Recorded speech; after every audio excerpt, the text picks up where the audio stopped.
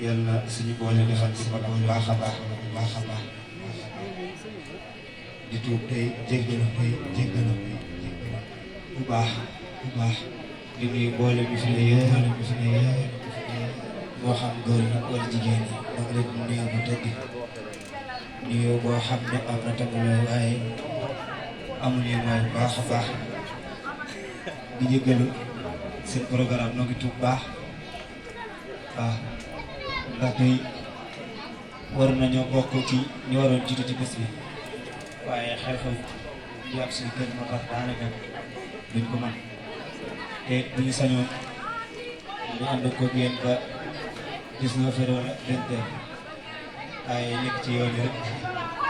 waaw moo tax donc jéggalu baax a baax mboolem liñ fi jànge ak ñi si jiitu yëpp